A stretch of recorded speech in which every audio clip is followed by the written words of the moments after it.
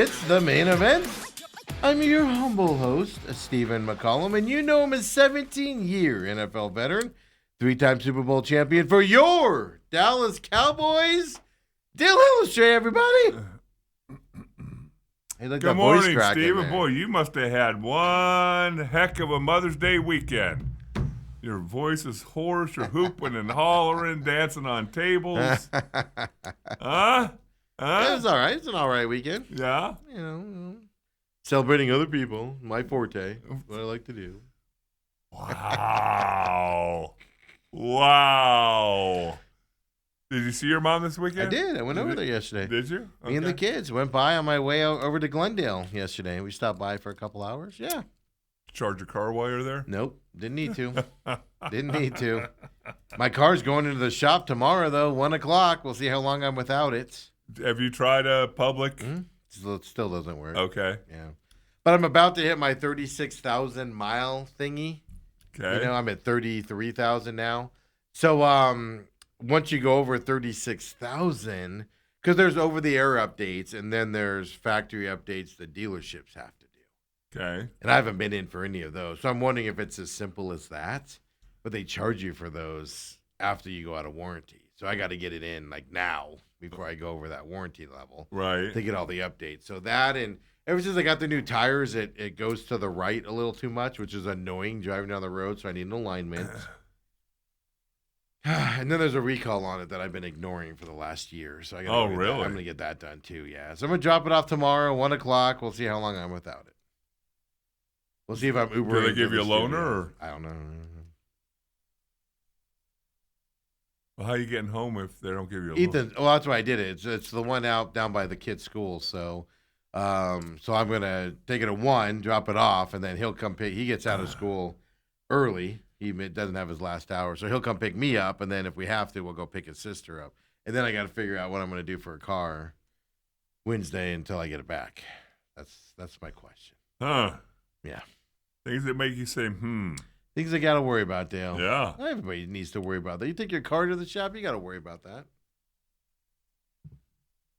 Well, I see. do know with Lincoln, and the standards has been very, very nice. But boy, if you say you need a loaner car, Yep. it's a month till you can get your car in. Yeah, that's the problem. Yeah. I don't want to wait that long. I'd almost I looked up rental prices. They're not that bad right now. So because it's summertime, 100,000 degrees out. So worst case, I'll just go rent a car for a few days. Okay. That's the least thing. I do have a couple work trucks, but they're kind of beat up and everything, and they're gross inside, because Riley and everybody like sweats in them. Wow. So Riley's like, you can borrow one of my trucks, and I'm like, yeah, it's kind of gross inside. I'll feel gross all the time, but I could even do that, even if I wanted You go to. down some plastic tarp or something. So shows it down. Shh. So I don't know. We'll see. But that's going in tomorrow, Dale. That's my tomorrow. We'll see. All right. Well, what about the you rest of the yesterday? It was good. Yeah. Just went to my mom's. Went to And your then- mom? And then the Rattlers game afterwards. Blowout victory by them over Tucson as well. Was it ever close? No, well, it was 0-0 at the beginning. Yeah. It is fascinating. Kevin Guy does not own. He's a minority owner of the. He kept. I think I read like 10%. I think I heard 10%. Don't quote me Okay. on that. But he doesn't control the team anymore or anything to that. And it's the same old Tucson Sugar Skulls. Just talent. Can't put it all together. Rookie head coach again. They go through coaches like candy down there and stuff. But their owner was there, and he's an energetic, fired up dude. He's a realtor. He owns a big brokerage down there in Tucson and stuff. Multiple people bought into this, but he's a fiery dude down there, man. You On could the pick him sideline. out, huh? Oh yeah, cheering, clapping, celebrating with the Tucson faithful that made the trip up. What, their 2 touchdowns? Their 2 touchdowns, lowest in the series between the Rattlers. They played yesterday was the 16th time they played. Okay. Lowest points scored by the Tucson Sugar Skulls. I think the number was 24 before, and they scored 14 yesterday. So, Dale, yesterday was one of those games where, because people are like, oh, man, these games are fun because they score a lot when they're blowouts like that. And then they kept kicking deuces, the Rattlers. They had 4 deuces in this game. They just let their kicker like, hey, kick a deuce. Why not? And he just kept hitting them. Right. And he missed 2 more, barely missed them as well. But they just kept adding to, like, every time they kicked off, it was like 2 more points, 2 more points, 2 more points. Well, that's what always made it so fascinating in a competitive game is, if you're 10 points down, you could still score, get a 2-point conversion, get a deuce. Yeah. I don't want to say easy. We interviewed the kicker. It was funny. The kicker walked in. Oh, my gosh. I'm forgetting his name right now. I should probably look it up. But he comes in and he goes, "You guys want to talk to the kicker?" He knows his place in life. Well, he almost set a record, didn't he? So that's the thing. I think it was one off the record. Yeah, but that's the thing. They don't have a category for deuces kicked in the scorecard or anything like that. So like Jay Gonzalez, their media person, him and his crew were like trying to get all these stats on the deuces. They don't have them. Like if you look at the thing, I even asked them. I said, "Where the deuces get recorded at?" And they're like, "They don't. There's no." I go, "There's a stat for punting, but no stat for deuces." Right. I know it was the most in Rattlers franchise history. 4. Okay. Is that what you heard? One off from the one off from the all-time record. Yeah, we didn't know that. And he had one deal that was, I think it was his last kickoff. I was like, "You got another one." It literally fell like just right underneath the crossbar. Oh, did it? He was inches from getting that last one. And that's those are 2 narrow uprights. Yeah, we've seen deuces from other teams occasionally. Yeah, and you're kicking it 50 yards away on top of it. I mean, it's an easy distance. It's the location. Right. Here's the best part of it, though. Then he missed like a 10-yard field goal to end the half. But then he's kicking deuces all day long. I actually asked him that. I asked him more of a roundabout way where I said, I go, "Tell me the distance and technique between a field goal and kicking a deuce." Because I was alluding to, how'd you miss that short chip shot? Well, the thing about field goals, remember now, you're including now a snap and a hold. Yes. Well, and rushers. And a deuce, nobody can rush you. You place the ball in a tee. Yeah. Well, that's what he said. It's the foot placement because on a field goal, you have to get underneath it more to get it over the line, and the guy's rushing in to block it. Right. On that, you can just drive that thing as far as you want to and just kick it straight as can be. Matthew Cook, by the way, is the young kid's name there that was kicking all those field goals or those deuces yesterday as well. So yeah, and new quarterback. New old quarterback. Shocker. Okay, 2 things about Drew Powell. He started this game. Me and Richard Oper, long time Arizona Rattlers guy, just super nice dude. Been covering the Rattlers since like their inception, high school sports, Grand Canyon. I asked him. It was funny beforehand. I go, were you at that Grand Canyon softball game yesterday? Because they were down 9-0 like in the first. Right. And they came back and won it to win their division, Mountain West Conference. And I go, "Were you there yesterday?" And he goes, "No, I was watching." I go, "I actually turned it off in the first inning when they were down 9-0. He goes, "Then I saw that they were coming back, so I had to turn it back on." So beat reporters, just like us, Dale. They don't want to waste their time with it either. Right. Well, I mean, he had to make some decisions because there's the state track championships going on. And he does that, too. He'll miss Rattlers games this times of year because of high school events or things to that effect, out there. So, and I don't think, was the GCU game at home? I don't even think it was at home. No, it was not home. Yeah, that's kind of makes it easier. But I was just giving him a hard time, like, man, that would have been fun to be at. But, I mean, just great guy. But me and him were just sitting there and everything. And he looks at me, and literally, offense comes out. And I'm sitting there and I'm going, that's not 7, like, for quarterback. Mm-hmm. Like, that's not. They didn't introduce the offense, so you didn't know. And I'm sitting there, like, contemplating. And he just looks over at me and goes, "Is that Powell starting?" And I go, "That's Powell starting."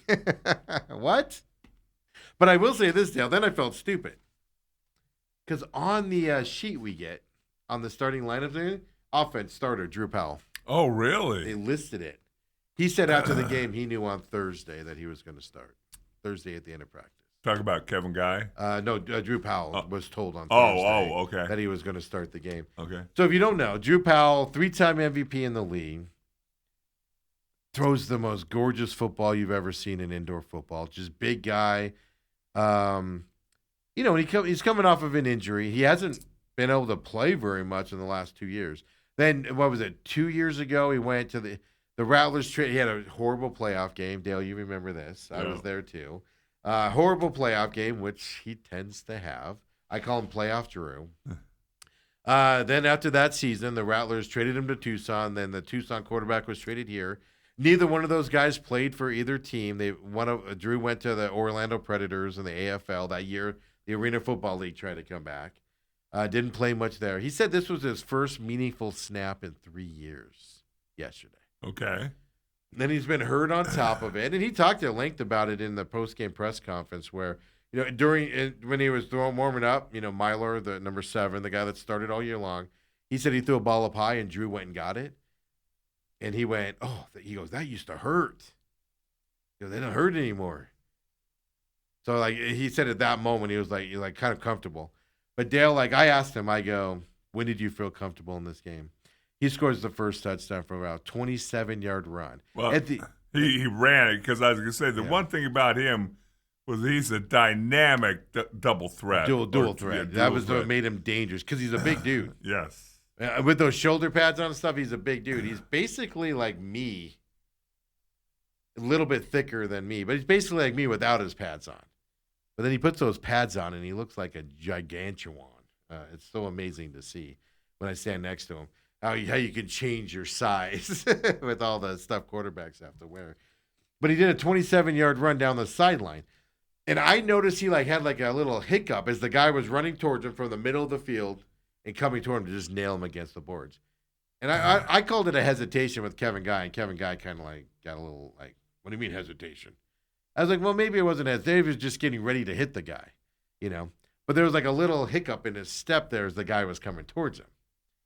So I was like, ooh, but after that, he was running the ball fine. So Drew Powell said after the game, I go, when did you feel comfortable? He goes, that play with that hit. He goes, then I knew I could do it. I was confident then. And he took some shots later on in the game against the boards and stuff like that. Right. So he felt comfortable again. So it was good seeing Drew Powell back out there. Yes. It was good. He missed. Drew Powell will miss throws. And when he misses throws, he misses them badly. But it's few and far in between. That's kind of the difference, So it was good seeing him back out there. And you could just see the excitement in his – he's always been a good interview. I caught him late in his career. The last couple years is when I got involved with the media side and got to deal with him and stuff. But, man, you forget. And then it just seemed like with the game kind of, I'm going to say, taken away from him for 3 years, he just seemed – if he could seem happier, he just seemed happier being back out there and being able to play that game. And it's almost like, I did it. Well, what I've always said is, as a guy who's had the game taken away from him for a year with my dislocated ankle and fractured fibula, I missed a year. It's kind of a reset. It's kind of like, if you just do it, you've been doing it since you're 8, 9, 10 years old, and now you're 25, 30 years old, doing the game. And sometimes it becomes redundant and mundane, and all of a sudden it gets taken away from you, and you go, wow, I really miss this. Yeah. I miss everything that goes along with the game, and I think and isn't it worse, though, when it's an injury that takes you out as opposed to you're just not – the team doesn't think you're good enough to make it anymore? Well, yeah, that's because, you'd still like to keep playing, but he's 32 years old, by the way. Yeah. And so you played a long time. But I still remember the dramatic offseason because he won 2 or 3 straight MVPs and then fumbled his way through the playoffs. 22 and 23, he won MVPs. Yeah. Yes. It cost him that playoff. And then in the playoffs, stumbled in both years, and that's when Kevin Guy made the very controversial change. Yeah. Well, because you're trading quarterbacks between the two teams you own, basically. And you're trading the reigning MVP. Yeah, he won it in 22 and 23. Yeah. It was it. And then neither quarterback reported to – that was when I was doing the Sugar Skulls pregame stuff that year. Because I was excited. I'm like, oh, Drew Powell's going to be in Tucson, and I'm doing the pregame stuff. Right. And then he doesn't report. And it was like, what do you mean Drew Powell didn't report? And he's over in the AFL in Orlando, and things to that effect. But so it was good, man. Blast from the past, having him back on there as well. So it was good. And he looked like old Drew, man. Did they bring Myler in at all? Mm-mm. So he played the whole game. Yeah. I was wondering, that kind of just raised my question of, all right, so is Myler dinged up a little bit? Right. I'll say this. I mean, Kevin Guy hasn't been quiet about it. I'm not letting anything out that I'm not supposed to in the press conferences. And just in the east side of the IFL, they play more man-to-man coverages. Here in the western part of the country, they play more zone defenses. Oh. And Kevin Guy hasn't been quiet about the fact that Myler struggles a little bit against the zone blitzes, the zone side of the defenses, Zone concepts. and stuff like that. So it's not that Myler's played badly. They have had some turnover on downs, these last couple of weeks, and Las Vegas lost when the coaching scuffle went down and stuff and things. So I don't know, might kind of a change of pace, but I can't help but think that Myler's also a little bit dinged up. Because I agree with you. Why wouldn't you put him in that scenario? In that when it's 50-14. Unless there's only two reasons you're not. You're sending a message that Drew's our guy going forward, no matter what, or it's he's hurt and he can't go out there. Well, and you got to remember now, the one thing that was always frustrating when I was intimately involved in this league is everything's keeping secrets. Very quiet. They don't want anybody. Hey, this injury might be 6 weeks, but we're week to week or we're day to day. And yeah, I always shoot questions because like when you go down the press thing, the players are going out on the field to sign. right, And I know if you go like yesterday, well, I'm not gonna say who it was in case somebody's watching, but I go, hey, is Myler all right? And he goes, he's fine, brother. And he just high fives me and walks out. But I'm always getting those little shots into people as they're right, walking by me just to see if somebody will say something to me, just to give me a hint. right. And stuff. But I mean, the problem I have with the have you noticed they changed their name to the Major League of Indoor Football? I did not notice that. They've done that in the last couple of weeks. Obviously, there's another league that's come into play. We have one here, the Juggernauts over at Mullet. But yeah, the IFL has changed their name to the Major League of the IFL. Interesting change. Yeah. But it'll be fascinating. I will say this: if the Rattlers are going to go on a playoff run this year, they're going to need both Mylar and Drew Powell to make it there. The good teams are really good this year. Right. And I think you're going to need that. You're going to need kind of both of them to survive. Well, I've not seen Myler, however you pronounce Myler. it. It's spelled Mailer, but it's Myler. I've not seen him play, but I do know, especially if he's healthy, is that Drew Powell puts so much pressure on defense because he can tuck that ball in a nanosecond. So can Myler, yeah. And they both look for contact. Okay. Myler will look for that linebacker. He got dinged up earlier this year. We went to a press conference, and somebody had asked to talk to him. And the media people came in, and they're like, well, Myler's not going to be able to make it. He's in the training room. And Kevin Guy was like, all right, enough. I got a handle. Shut up. And we're all like, all right, he's hurt. But, he's played since then and stuff like that. So, but I did find it interesting they didn't put him in. I didn't ask because you're going to get a generic answer back. Right. But I do question that move a little bit. Because they would have had no problem putting Drew Powell in that situation. You would think. Get him some snaps. Makes me wonder a little bit. But I mean, the problem with the IFL is, man, blowout games get so boring. They started having all these unsportsmanlike conduct calls and all of this stuff with a minute to go in the fourth. And you're just just end the game so we can get out of here. Yeah. This is ridiculous. It's a blowout. Let's go. But there was enough about it to make it fun. So that was my yesterday. Okay. Saturday, I didn't do anything exciting very much. I don't remember what I did on Saturday. Well, all I saw all over Twitter about Saturday was that championship fight. Yeah. In the UFC. Oh, that's what I did. I watched UFC. I went to a UFC get together on Friday. Oh, did you really? Yeah, Autumn has some friends that invite us over every once in a while. They like UFC. Does Autumn like UFC? Yeah, she likes it. She likes it a lot. Really? Yeah. That Strickland and the other guy? Yep.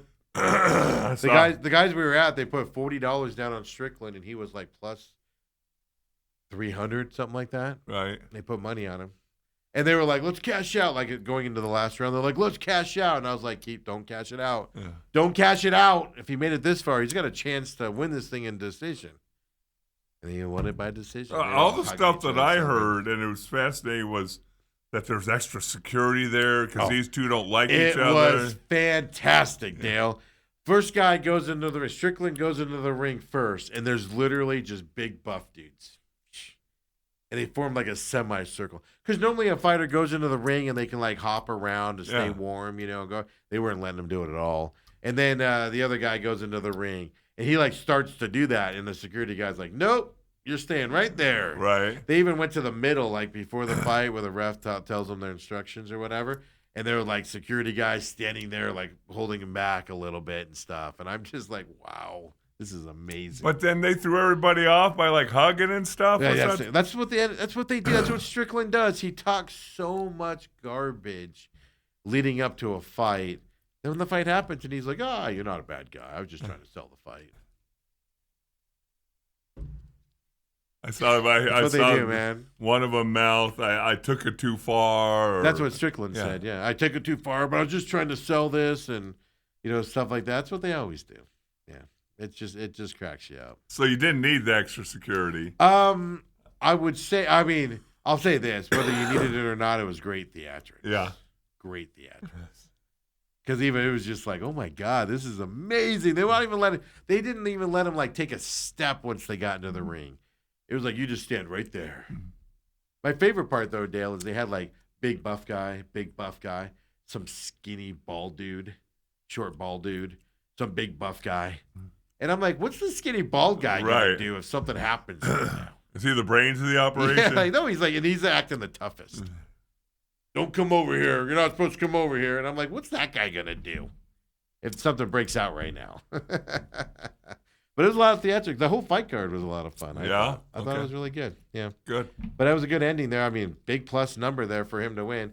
I told the guys at the park, because they were like talking about cashing it out, because like the cash out, they put $40 down on Strickland. And the cash out in the last round was like $90-something. They're like, let's take it. And as the fight went on, I was like, keep it. I said, keep it. I go, I'm not saying he's going to win. I'm saying there's a good chance. New Jersey judges, a guy that literally hangs out with terrorists. And then you got Strickland, loudmouth, yes, runs his mouth a lot, says really disgusting things about people as he's fighting them. You got him, but he's an American. And then even fight on top of it. So I told him, I was like, I'm not saying he's going to win, but I'm saying you got a good chance to win this thing right now if this goes to decision. Goes to a split decision, why not? Yeah. Fantastic. Close, too. But it could have gone either way in my eyes. But it was a fantastic fight. That and the fight before it, the van fight before it against the Japanese dude, that was a lot of fun. Yeah. Japanese guy's face was just all bloody. Did he lose? Oh, yeah, he lost. Okay. Yeah. But it was a good fight, Dale. You should have watched it. What'd you do on Saturday night if you weren't watching UFC? Saturday night? I would have invited you over, but you don't come out and hang out with me. No. I'd only come over if the party was at your house. No, you wouldn't have. No. A nice try. Now, golf Saturday, really midday, and then, first 105-degree day. Got to start getting your body accustomed to that. What you're saying about, so Friday I left here, and Riley just, our Daybreak Services does work for my properties, handyman work, stuff like that. He was doing something, and he was like, hey, man, I can use a hand on this. Any way you can stop by? And I was like, yeah, no problem. Knees almost buckled on Friday, Dale. It's like noon. And I'm just like, what the heck is going on right now? It was ridiculous. But anyway, I didn't have enough water. I had to go buy some. I broke my phone doing so. I was so tired, sweating like crazy, and just died. I put my phone on top of my car, and I drove off. And all of a sudden, I hear this do out the roof, and I'm like, "What's on the roof of my car?" And then all of a sudden, through the back window, I just see this big square black thing fly off the back of the car, bouncing down the road, and then like 7 cars run over it. Interesting enough, Dale, it survived. I was going to say, so what did you do? I mean, were you on a busy street? No, it was Gilbert Road. Yeah, busy road. Right there by downtown Gilbert. Yeah, so I had flipped a U-turn, and Riley was with me. We were going to go grab some waters and stuff before we went back. And he finished up. And so I did a U-turn, and he got out, and he went and grabbed it. The case was just destroyed. Perfect if this was a commercial for OtterBox, it would have been fantastic. Right. Case destroyed. Phone, several dings on it. The glass part was scratched and had like green lines going through it, and stuff like that. But the phone works still. I was able to call AT&T and get a new one on order, shipped it to me on Saturday. And all that Really? stuff. Yeah. But yeah, that's how tired and hot I was. And I was outside for like an hour, maybe. It was ridiculous. So anyway, the only reason I bring that up is because you golfed even hotter temperatures on Saturday. Yes. And it's getting used to it is my problem. Yes. It's like even yesterday, leaving the Rattlers game last night, my car still said it was 102 when I left Glendale last night. And that was what, 7:30? Yeah, it was 8. Yeah, it was 8 o'clock-ish. And sun was down. Sun had been down. You're just walking. Even walking to gate 1, which is like a 30-yard walk for me. Like going in there. I'm just like, dude, it's hot out here. So you got a better parking spot this year. We're back in that E-lot again. The one Okay. right by that gate, yeah. Where we used to park. Okay. Last year they decided to move us to the other side of the moon. Yeah. This year they moved us back. Thank God. I probably wouldn't even go if I had to walk that far again. That was ridiculous. But anyway, so you've gone from Saturday. My point is, Dale, is you're not a spring chicken out there in that heat. No, got to get acclimated, but ended up having a fun day. Played pretty good, and then Saturday, I think Brooke and I just laid low. She'd been out 4 nights in a row for work, and then went and wanted me to go with her and her friend to see some play or musical downtown. You don't even know what it was? I said, you two just go enjoy yourselves. But she just wanted to spend time with her sweetie. No, I just say, hey, you have some girl time, and That's the coward's way out. What would you do, Steve? I would have been like, absolutely. I went to a UFC party with Autumn. So what does that tell you? Oh yeah, exact same thing. Yeah, a musical or UFC. You're gonna watch it anyway. This way, it's free food for you. No, we ate before we went. We didn't know they'd have food there. But no, it's all right. I was just kind of in a stay-at-home mood, And I said, it's up to you if you want to go or not. Next thing I know, I'm going. What do you do? Throw on a pair of shorts and a shirt, and here's the problem, Dale. he's reliving it. Yeah. I had to get dressed. I gotta say it nicely. It's not them, it's me. But it's overstimulated, man. Like they get excited about things, and I'm just watching this. I want to pay attention. It gets loud in there, a lot of people. You get overstimulated. But then the other side of it is, like between fights, it's 15, 20 minutes between fights. You get tired, and you're just like, oh, can this hurry up so I can get out of here and go home? Are you cordial to people? Well, of course. Autumn's friends? Of course. Or you just sit over in the corner and scowl? I sat on the couch. There was one time I said to Autumn, everybody just left me sitting on the couch at one point. And I was like sitting there watching the fights. Everybody have your conversations in the kitchen. I'll be over here on the couch. Hey, let's go talk about Steve out here. I'm like, all right, everybody having fun over there? Everybody's sending baseball signals. All right, kitchen in 5 minutes. Papa Mike says, the phone. They're laughing at me. I know, stupid thing to do, man. Don't ever put it on your roof. I never do. But I'm such a germaphobe, and I had like a long sleeve shirt because I knew it'd be in the sun. So I just had like a long sleeve, old work shirt on me. So I wanted to take that off before I got in the car. I had an undershirt on, folks. I wasn't that guy. But because it was all dirty or whatever. I was helping him. It was like weeds and stuff. Like, he was having problems pulling some weeds. He needs to get some muscle on him because I went and I was all like the size of me. But it's on one of my properties, so we had to work. I don't mind helping out on those scenarios. But anyway, I want to take that shirt off, so that's why I put my phone on the top of the thing, so I could take the shirt off, throw it on the floor, so I don't get my car all dirty in the seat. I just left it up there, man. So here it is. No case yet, but here it is. Brand new phone right here. Look at that. Overnight, huh? Overnighted. That's why I had to call him right away so I could get it out Friday. My other one works. It just has green lines down it and everything. And when you touch it, you get the glass splinters in your finger because it's really? all Okay. finely cracked. But yeah, so there we go. fun times. And do you have all your information on there already? Yeah. Download. Yes, it took about an hour and a half to switch all over yesterday morning and everything. Yeah. You do it yourself? Yeah. Hell, it just transfers by itself. I just had to press buttons, and it was done. It took a while. Robert does say maybe taking a deuce is not the applicable phrase. Hey, when that's what the league calls it, that's what we're calling it. No, kicking a deuce. Yeah, kicking a deuce. You said taking. Yeah, we'll take a deuce. I took a deuce. Cook took a deuce on the field 4 times yesterday. Wow. Almost set a record. But tell us about your Mother's Day, because you like to give me a hard time about mine. You obviously are about to, your daughter's about to have another baby on Friday coming up here. Yes. Another granddaughter for you. So how was the last Mother's Day with only 2 grandkids? Only 2 grandkids. It was good. We all went to church and then came over to our house and asked the moms what they want.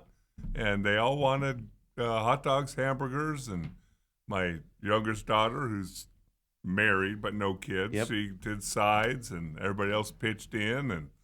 And, kids needed a nap. Well, I can get along with that. So brought them home after church. We all had my wife made her queso, which is deadly. It's absolutely. Is it spicy? Deadly. Have some spice to it? It's got just enough to make it. Yeah. But it's got sausage and cheese in it, and it's to die for. I don't know. I've never had it. Our friend calls it like crack cocaine. I've never been invited over for those parties. No. Can you imagine you standing in that picture? I'd be dwarfed by Scotty. Happy Mother's Day from Me? the Helen Strays, Stockwells, Taylors, and Big Steve. You could have left me out of it.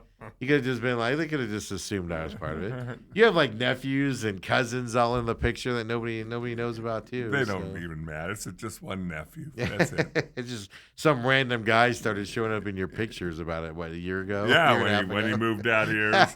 So. I'm like, who's that guy? You could be the random guy. I could be the random guy. No, but you'd say, no, I got to go cover this vaunted Tucson Sugar Skull team. Yeah. It was just me and Richard. Well, there was one other person there, but it's just basically me and Richard yesterday. Were there very many people there? 8,000. I have the total here. Did it look like that? No, it looked empty. Yeah, see, I think sometimes. No, okay. Well, the trick is on tickets. It's tickets sold, not how many people walk in the building.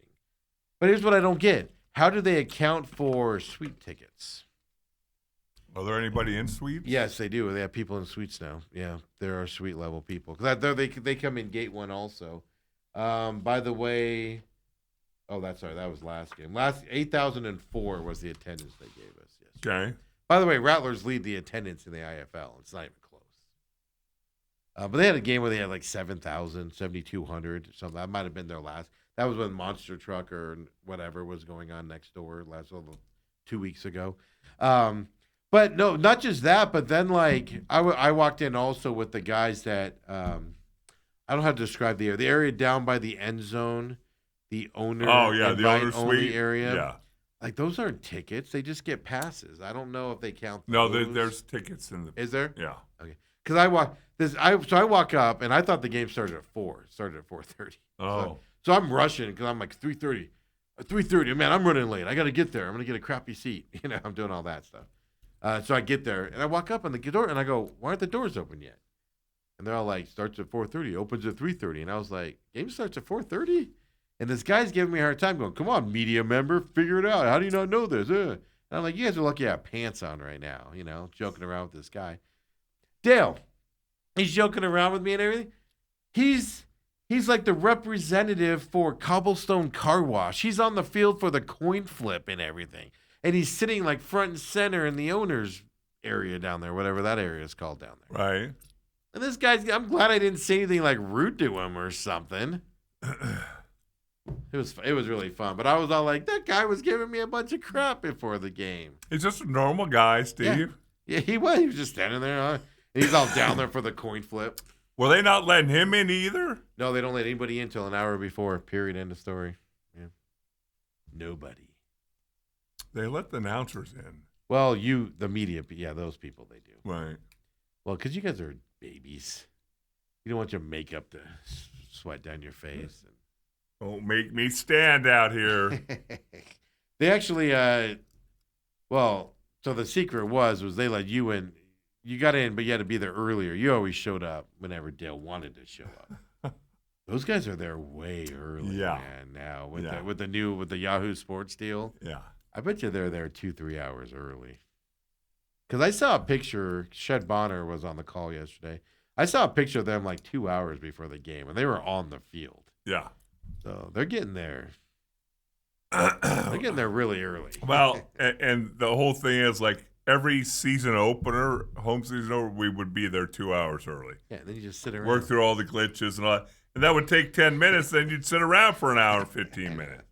I know. I used to come over and talk to you for an hour. You look bored over there. Yeah. I mean, I don't know what thing to plug into what or pull out of what. I remember that one year I was doing the pregame show for the when I moved from the Sugar Skulls to Rattlers. They'd be like, be here this early. I go down to the locker room and talk to like guys in the locker room. I talk to the refs in the ref locker room. And then I go out on the field and guys, the pre warm-ups out there where they're with the headphones on. And I'd be out there and then I'd be like, what do I do for the next hour and a half? Right. Just sit there. It's crazy talk, but... Well, good. Glad you had a good Mother's Day yesterday with the barbecue and everything. You didn't burn the hamburgers or anything? Did not. Let Big Scotty do the grilling. He likes to grill. Where was your brother at? I think he's probably at the Rattler game. Oh, really? Yeah. Oh. And we weren't celebrating our mom. Our mom's passed away. Never hits us up? No, but you invite him to your family most outings. Things, yeah. You didn't invite him? Start a fight here, folks. Does it matter? Yeah, that means no, folks. That's what that means. Come on back, folks. We'll get into some more. It's coming up next now that Dale's in show. Come on back, folks. Main event.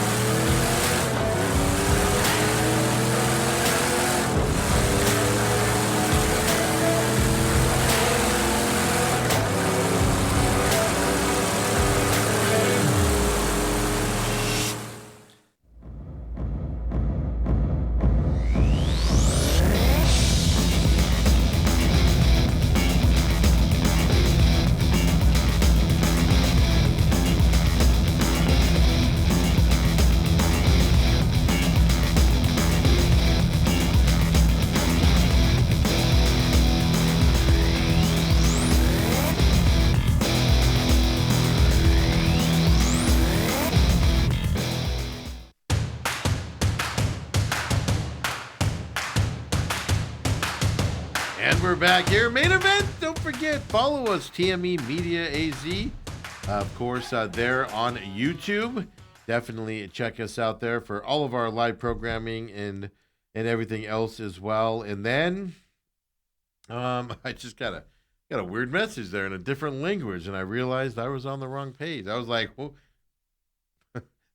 that's a language I don't recognize, Dale. Really? For a comment. That was but I was on the wrong page there. But some other video I'm watching. Don't worry about it, folks. Papa Mike says, congratulations to Dale and his daughter. Yeah, this Friday. Yes. Grandchild number 2, Avery. Avery, scheduled C-section at, I think it's 8:30.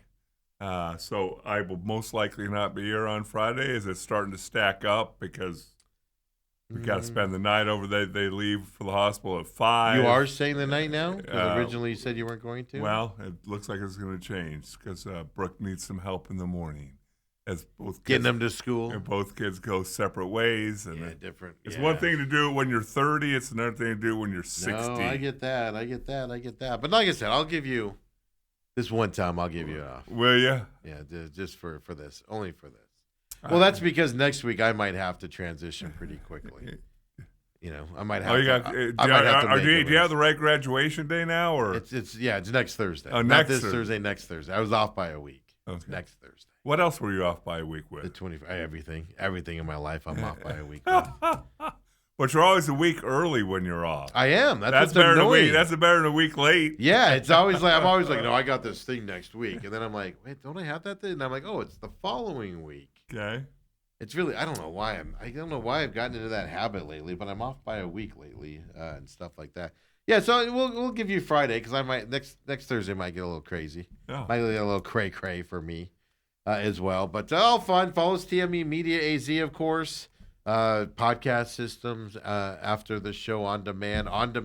Don't forget Rumble also for those of you that catch the Nicotine and Sun episode of the Real Matrix that came out on Friday at noon.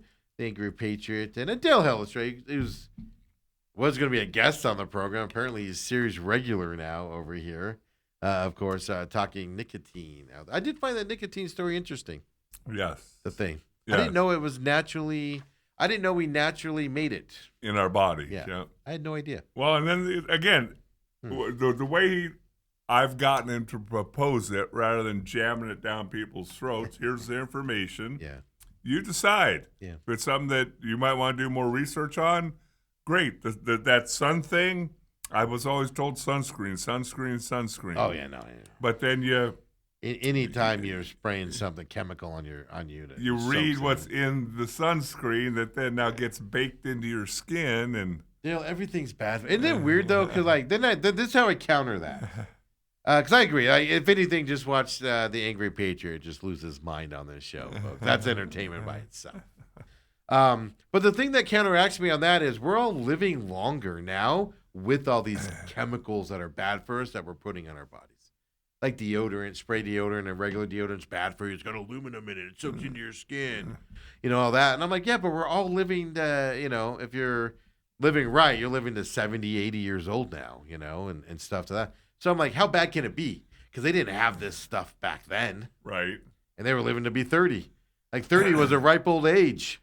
Yeah, but you also had dysentery and no plumbing and things like that back then. Oh, too. so Mississippi.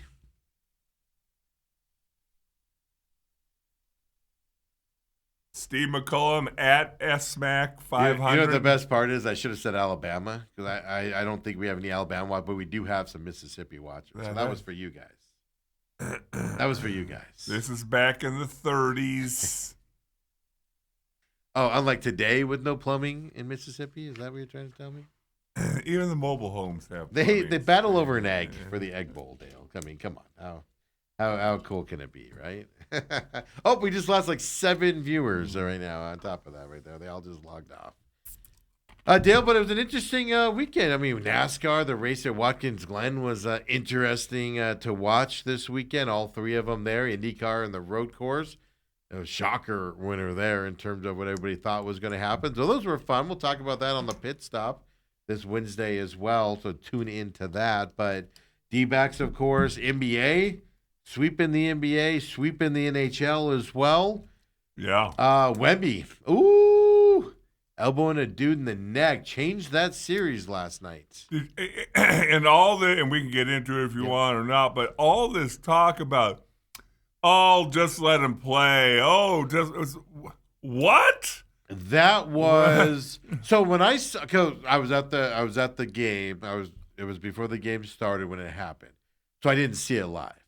So I watched a replay of it, knowing what had happened, and I was all, yeah, he's tall. Naz's face just got in the way. Like whatever. Yeah. And then I saw a replay, and I was like, dude, he like cocked his elbow back a little bit and then went. And I was like, yeah, I get it. It wasn't a hey, get off me, or it was a. And now people are talking about, well, he shouldn't have been kicked out. Well, yes, he should have. I saw a lot of that yesterday. And then now the thing is, well, he definitely shouldn't be suspended. I don't think he's going to. There's no way the NBA suspends Oh, him. they got suspended in one game. He'll get a big fine. I think they got suspended in one game. This is the question. That was so intent that I agree with you. Yes. He's in danger of being suspended. Now the only of thing it. that he has going for him, imagine that's Dylan Brooks. He's out till next year. Oh, yeah. But he does not have a reputation. That's the thing. But it was so blatant, so flagrant. I'd hate to be the NBA because if you suspend him, you're basically giving the Timberwolves another win. But you know what, though? You know what? Screw the Spurs. Robert Horry. Yes. Oh, years later, karma comes back to the Spurs. Suspended for 2 games while you're at it. Don't think that didn't jump into my mind because when I started reading all these stuff, leave him alone. Don't suspend him. Hey, well, what did David Stern say? Hey, you still had a couple games to win it. So does San Antonio. Yep. I mean, if he's suspended, this changes. It's already changed this series because now you're in a dogfight. Yep. And we'll get more into that. I tell you what, we can hit that up right now. Let's just knock the NBA out right now because it's 2-2 in this series. Now it's best 2 out of 3 to win this thing. Yes. And then if he's suspended, I'm not going to say the Timberwolves have a better shot to win it at that point. But then this series is interesting. Did you see the game before when Tony Brothers was attacking the coach? Yeah. The referee? Yeah. Attacking the coach? Like 3 times in the fourth quarter. The players had to hold the referee back. Yeah. And everybody loves Brothers and all that as a referee. But, dude, he's got to never referee again, at least this year. That's instant suspension, isn't it? Or don't have him ref any Minnesota game. You can't have him in that situation. They're just blatantly throwing it out there. So this whole series is making people lose their mind. Wemby's not a guy that throws his elbow at guys maliciously, and he's done it. And now the referee's going after the Timberwolves coach, Finch. Like, what is happening in this series? This is what Minnesota does to everybody. Makes you go crazy. Well, and here's the other thing that I read about people online talking about. Well, you can't suspend Wemby because then the Western Conference Finals, Oklahoma City and San Antonio could be ruined, and Minnesota might make us like. So? Yeah, I don't care about that. So? Wemby did it on purpose. So whatever. I don't care either way, to be honest with you. Like, he should have been kicked out yesterday. The people saying he should have been kicked out yesterday, I don't know what you were watching. That is a blatant act there that had to be. You had to get the flagrant 2 to get kicked out of that game. Now, whether he gets suspended or not, I don't have a dog in this fight. I don't really care. I mean, he didn't even have argument. No, I saw him on the bench. That was the best it's part. It's like, oh, I'm kicked out? Yeah. He untucked his shirt and just walked Yeah, out. you kind of looked in his face and he kind of goes, well, I knew I was getting kicked out. I don't know why I'm still sitting here. Yeah, he should have walked off already. You're just hoping. Maybe they won't see it. But, no, you're changing this series 100%. Yes. This conspiracy theorist here, right? Conspiracy theorist Steve's coming in here. If he's suspended, the league wants the Timberwolves to win this. If he isn't suspended, the league does not want their Golden Goose Spurs to not move on to the next round. That's what we're going to look Now, at. here's the other thing. Remember, you're going back to San Antonio for Game 5. Yep. Number 2, San Antonio put up a pretty damn good fight after he left. Usually you do, though. In one instance. Here's my question, though. Because they put up a pretty good fight after he was after he was ejected, does that mean that big blip of a fight doesn't come next game? It very well could. Because I kind of was expecting him to get blown out in that game. And then this next game, even if they're without him, all of a sudden De'Aaron Fox, whatever his name is, he's dominating this game and everything and scoring a ton. But now that they fought so hard in that one, I'm like, ooh, that might have been that blip right there. This has changed this whole series. Yeah. But Dale, does it ultimately matter? Because the Thunder are winning it no matter what, right? No, just it's like who wants to be the next sweep? Again, the thing about the Thunder is that they don't care if it's game 1 or game 4. So many teams will have a natural letdown in game 4 series when you throw up 3-0. Yeah. They don't care. 2-0. They still haven't played. They're up 2-0, and they're just beating the Lakers, and they're just like, oh, just going to go play. They still haven't played the Jalen kid. I know. He's out of the entire series. Why would you? An all-star. Why would you? Like the Lakers. Why are the Lakers going to put Luka in at any point in time? We're just going to take our lumps and move on. Get rid of LeBron finally in the offseason and move on with our lives there. Thunder. I mean, the Thunder are just so unbeatable right now. It's just the depth. It's just nauseating. Yes. To see from them. So Tuesday night is Timberwolves Spurs. We'll hear today if there's anything happening with Wemby. We'll hear it at some point today coming up. But it's already changed this series because I firmly believe the Spurs were winning the rest of these games. And then Wemby goes out. They lose yesterday. You're in a dogfight now. Timberwolves will probably win. Even if they don't and you go 6 games, you're expending energy that you really don't want to expend when you have to play the Thunder, who are about to sweep the Lakers. And that's the problem that you have on that side. Then on the other side, put up the brackets for me, Kobe, here, if you got it there as well. Pistons, Cavaliers. Look, Cavaliers woke up yesterday. James Harden decided to actually play and not turn the ball over in the waning minutes of that game. My favorite part about this is James Harden after the game's like, yeah, I had to quiet down all the naysayers. You mean the people talking facts about your game, dude? But Pistons end up losing that game as well. Same situation. Knicks are just going to sit at home. Knicks have won. My favorite part of this, Dale, is Knicks, I think they won every game by 30 against the 76ers. There was nothing in this series. There might have been close. the third game might have been a little closer, but yeah. But this was not even this was like a glorified practice for the Knicks. And then the 76ers went, yeah, let's sign Embiid to a 2-year extension. He's missed more games than he's played in his NBA career. But let's sign him to a 2-year max extension after we got swept by the Knicks and got blown out on top of it. the New York Knickerbockers. I honestly believe we're going to have a Knicks Thunder finals, which I'm okay with because the Knicks will get destroyed in that series. And James Dolan can go lick his wounds while he's doing all of his dastardly billionaire things that he does. How about the Knicks? What do they won now? 6 in a row? Yes. Because they went down 0-2 to the Hawks, or at least no, it they was went 0-1. there. They lost the first game to the Hawks. Okay. Yeah. And then I think they lost the third game. But yeah, I was gonna say. Then I think it was 3-1, and I think they were 3-2, and then they won it, if I remember correctly. Yeah. No, but it's not that they're winning, Dale. They're winning by 30 or big entities on top of it. They're not games. mm-hmm. Whereas the Pistons are just, even the Pistons beating the Cavaliers in those first 2 games, they were like hard-fought games and things like that. But basketball is one of those sports where rest can help you, unlike hockey. So the Knicks resting now, it's an uphill battle for Pistons, Cavaliers. If the Thunder tonight beat the Lakers and sweep them, that just puts the Timberwolves Spurs winner at an even more of a disadvantage. The disadvantage they're already at, and it's going to be anymore. I do believe we have a Thunder Knicks finals coming up, which actually would be entertaining because the other reason why I think so, Dale, is because NBA wants the New York Knicks in the finals for ratings purposes.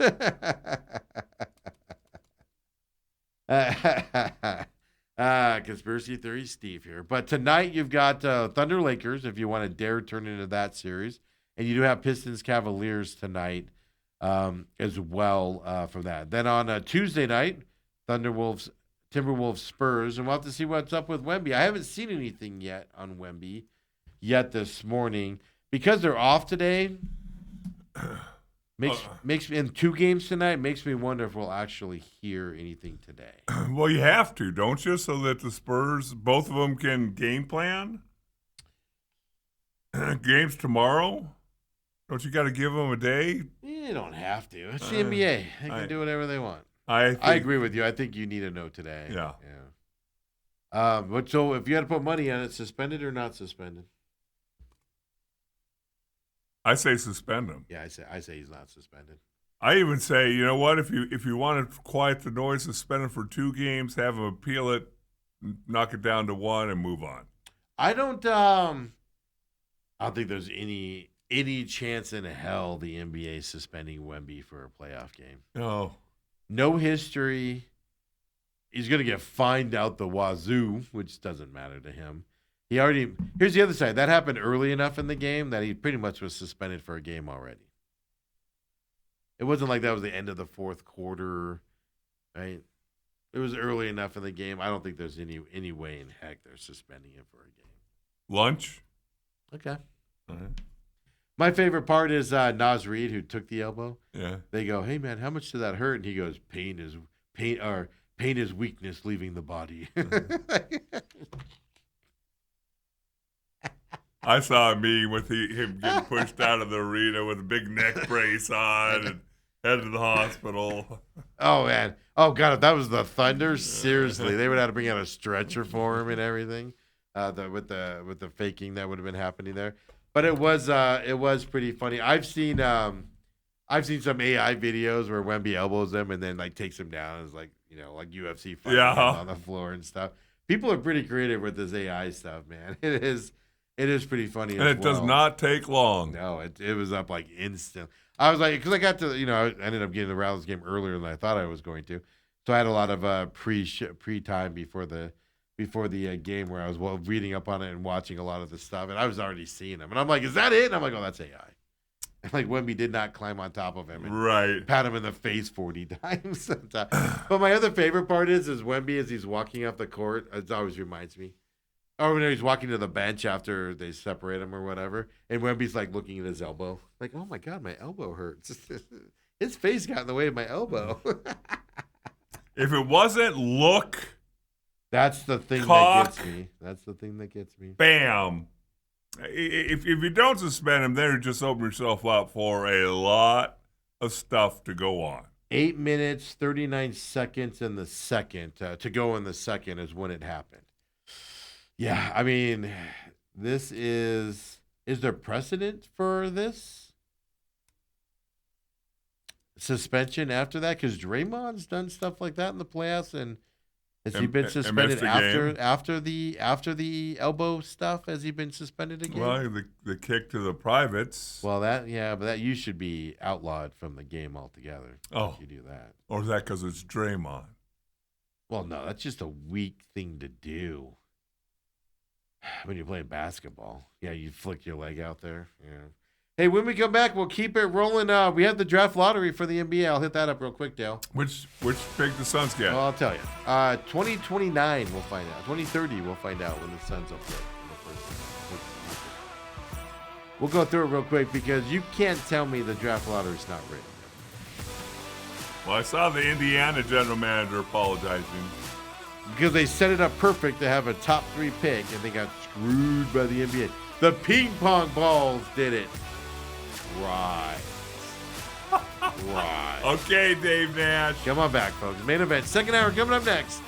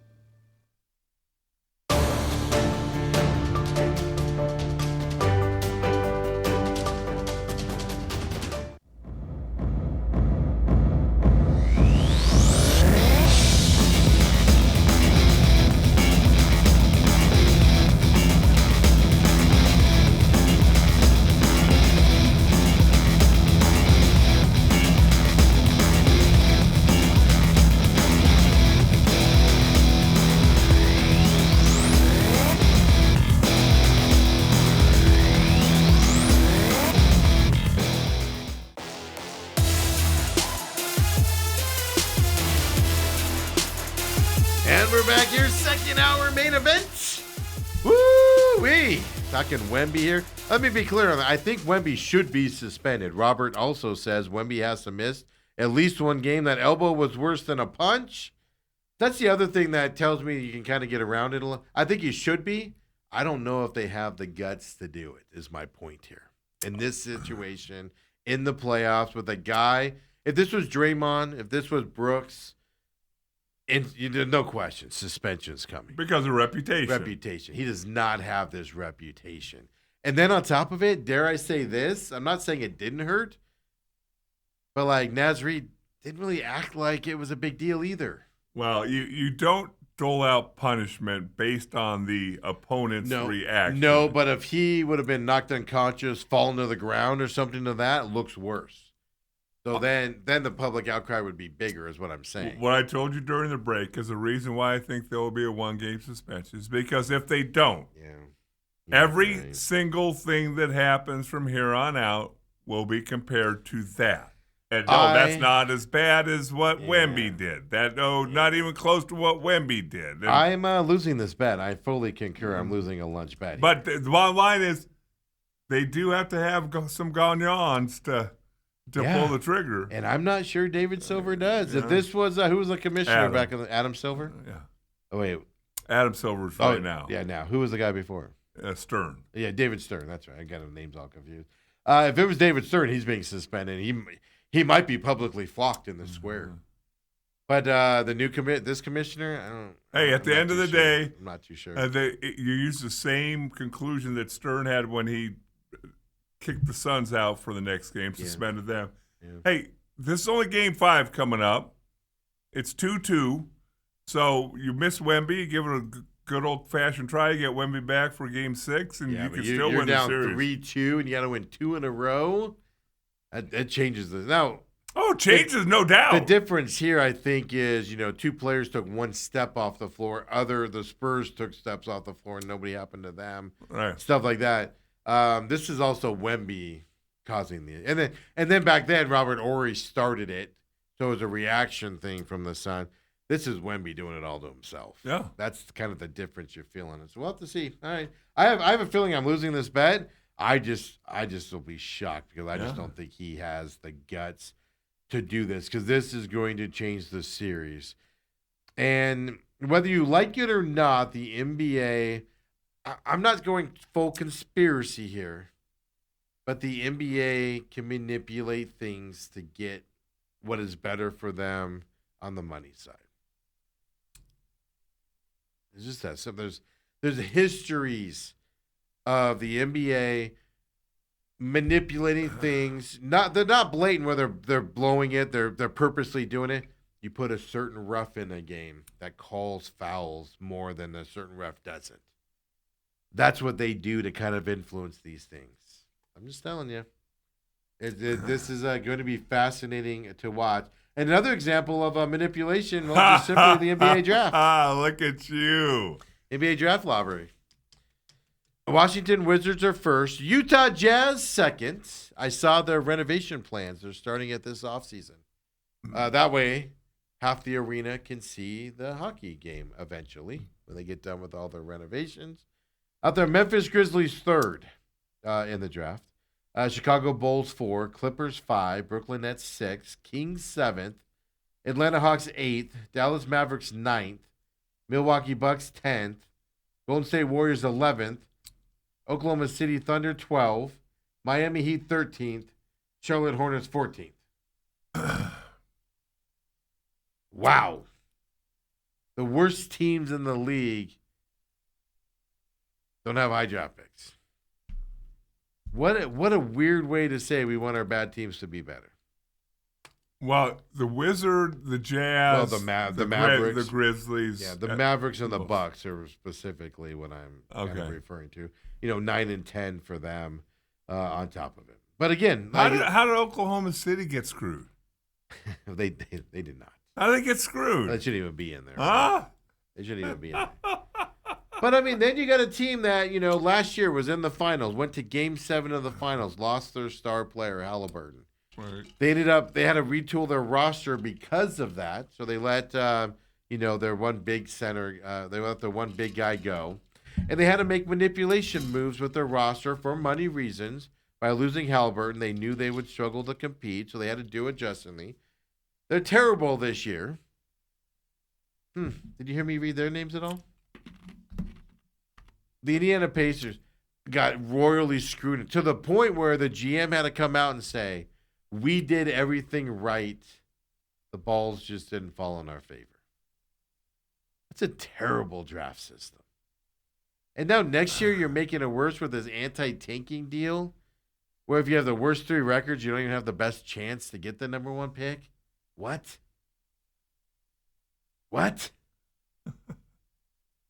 I don't get what the NBA is doing, but this manipulation needs to stop. Just go by records and leave it. Stop with this. You have an 8% chance. You have a 15% chance, and et cetera. It's ridiculous. It's stupid. It doesn't work. Why are the Clippers at 5, Dale? Well, they have talent on that team. They have money to make it. What are the Bulls and Memphis going to do with the high draft pick, or the Jazz?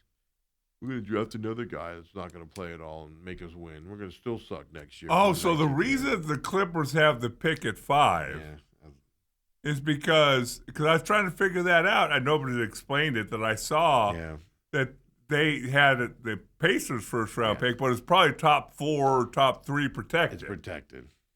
They even had a redraw because I don't remember the exact, but somebody, I think it was the Jazz, got the 3rd and the 2nd pick. So here's the other side of it. They do it all behind closed doors, which is issue number 2. Just so it said, this was the Zubac trade. Yes. And the Clippers had gotten 2 first-round picks from the Pacers, and it was all contingent on it was a top 4 pick or better. Indiana got to keep this one. Yeah, they protect it. But 5 and below, they don't. Yeah. So they don't have first-round picks. I don't get how you protect picks. I've talked about that issue all along.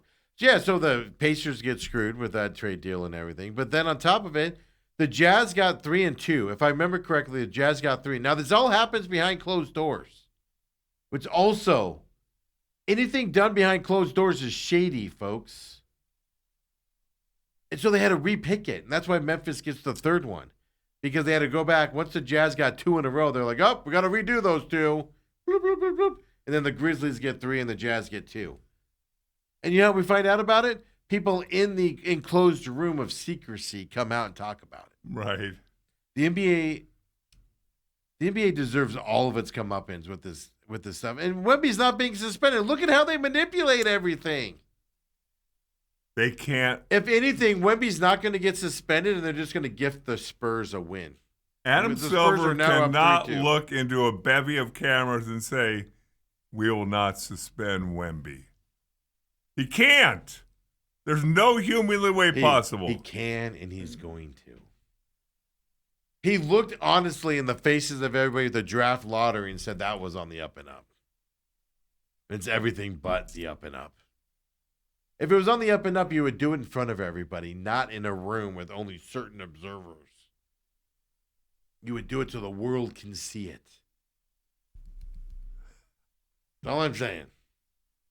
Well, they did it with envelopes one year. People thought the envelope was frozen, cold. There was no way the Knicks should have won that lottery to get Patrick Ewing, man. No chance at all. Wow. Just. My dear God, Nash could do a whole show on the NBA for the Real Matrix. I might say that. That might help. He hates it. He does. But oh my God, that would be the most controversial episode ever on the Real Matrix if he just forlayed into the NBA and its nonsense and conspiracies out there. Well, you can go even to the point where last year, where the Mavericks trade Luka to the Lakers, and they have like a tiny chance to win the number 1 pick. The worst chance of them all. They get the number 1 pick to get the next young stud, Cooper Flagg, to come out. Then it's all fake. I am not a conspiracy theorist, believe it or not, folks. And the NBA is the most rigged thing. WWE looks like an up and up compared to the NBA. Ooh. But again, here's okay. I was almost going to bring politics into it, but I'm not going to. It's one thing to say, like the NFL, teams play hard. Now, they might start a backup quarterback or things like that. But they're still trying to win. But yet they're still trying to win because the players understand, hey, the guy that they're going to draft with the higher draft pick might be mine. Yeah. And you have to play hard in a football game anywhere you're going to get hurt. Yeah, or this coach is getting fired because we suck so bad. New coach, I'm not going to be on this team next year. I need to put on film so another team will pick me up. But yet in the NBA, somehow, some way over the years, it's become acceptable and okay to lose. Yeah. And sit out. Collect money and not play. Yeah. It's just go through the whole deal. So having said all that, that's what I was going to say. Rather than just say, well, just give it to the team with the worst record and go inverse order like the NFL, that's how we got in this spot. Even just a better position. What's the solution? You can't just snap a magic wand and go, no more days off, no rest. No. You got to play hard. You got to win. It comes from the play. Well, it comes from the owners allowing it to happen and the CBA allowing it to happen. You know how you stop it, Dale? You put in the contract, you play this amount of games, and you're not hurt, you get this amount of pay deducted from you. But nobody's going to allow that to happen. Nope. It's just it'll solve it in 2 seconds. I mean, they tried doing that with the all MBAs and all that, and then they gave excuses to a couple guys that were really hurt. Right. But it's like, well, then you didn't do it then. You either do it or you don't. Yes. You don't go case by case. But anyway. No, the owner. If you're an owner, the Joel Embiid re-signing for 2 years, they get swept in the playoffs. Joel Embiid has missed more games in his NBA career than he's actually played in, folks. And how much money has he made? Gajillions. And after that game, the Sixers went, you know what we need? More Joel Embiid missing a bunch of games for the next 2 years for a large sum of money. It's on the owners for doing it, man. Put your foot down. I'm not signing you because you're not healthy. You can go play someplace else. But you need the big name. They're afraid to do it. Ballmer and Clippers land. Like, there's a rumor Steve Ballmer could own the Seahawks coming up here. Oh, dear God. What will he do to football with guys not playing and all of that garbage from that perspective and things? It's just ridiculous. To take a guess how much Joel's made through this season. $250 million in his career. If I said that you were woefully short. I would not be surprised. Is it really more than that? $321 million. Yeah, well, good for him. And he's missed more games than he's played in. Now, if it's a legit injury, it's one thing. But like I said, why sign him up for 2 more year contract if you're the 76ers? You know, and he's not making these games is the question. That's what I don't get. It's irritating. And then you got guys like Steve Kerr. Oh, I just don't know if your voice goes stale, and I don't think I'm going to be back. He does this whole woe is me. Oh, the Warriors don't want me back. It's time for a change of voice. And then the stupid lying son of a gun signs a 2-year contract extension with the Warriors. What? The one thing I didn't see that came out about there is how much money he's getting paid. 17. Oh no, he was earning $17.5 million a year. And the rumor that they're saying that he will still be the highest paid coach in the league. So he's going to he got a little bit of a bump. But what has Steve Kerr done over the last 5 years that says he deserves to be the number 1 paid head coach in the league? Because the Warriors get to the play-in game and get kicked out every year. What is he doing to earn that money? It's the owners, folks. Why are you paying Steve Kerr that money? Start your rebuild, guys. I'm having a heart attack, Dale.